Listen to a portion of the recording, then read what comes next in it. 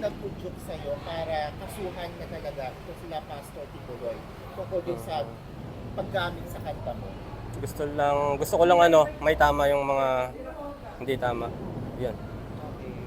Ano yung nag-udyok sa'yo? Kasi yung post mo last February, it went viral. Yeah. Tapos, nakipag-ugnayan ba yung kampo ni Pastor Apollo Tibuloy sa inyo?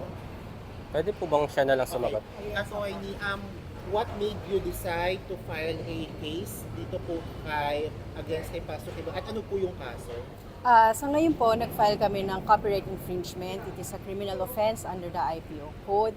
And ang nag-joke po sa amin is, syempre, there's an unauthorized use and adaptation of the song K and B, which is composed by my client, our client. Kaya po, we sent a demand letter to the camp of Pastor Tibuloy. However, we did not receive any positive response, and there has been no definite course of action on their end to cease and desist in the unauthorized use of the song. That's why we resorted to the legal remedy of filing a criminal complaint for copyright infringement. Tony, anong prayer natin dito sa kaso po?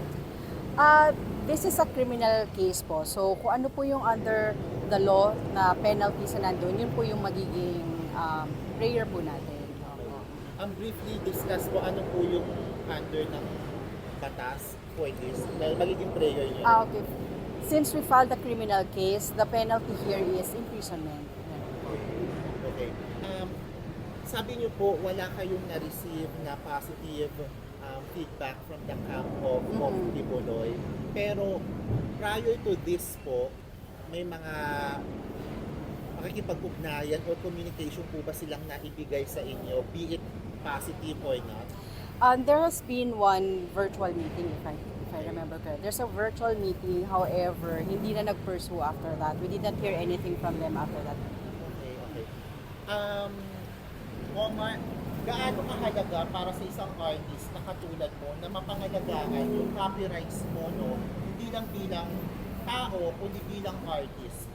Bilang artist kasi sobrang halaga talaga ng copyright para sa kagaya namin na mapangalagaan yon kasi kumbaga ito yung art namin, ito yung ginagawa namin para lang, hindi lang para sa akin, kumbaga para sa susunod pa ng mga artist na may tama talaga. Yeah. Attorney,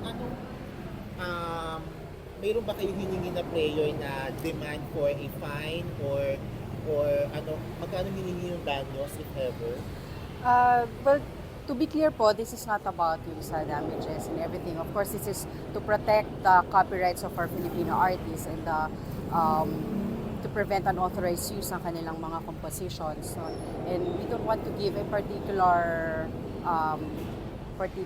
amount because, like I said, this is a criminal case and what is provided in the law, that is the penalty that we're going after. Hanggang saan po ilalaban ng kampo ninyo itong kasong ito?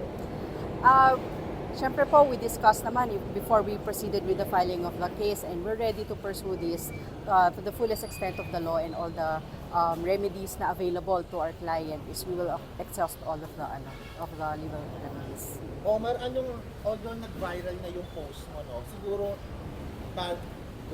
base lang sa'yo, ano yung naramdaman mo nung narinig at napanood mo yung kanta mo na hindi nagpaalam sa'yo? Nadismaya ako, syempre. Walang pahintulot. Yon, parang bad trip, parang ganun. Yeah.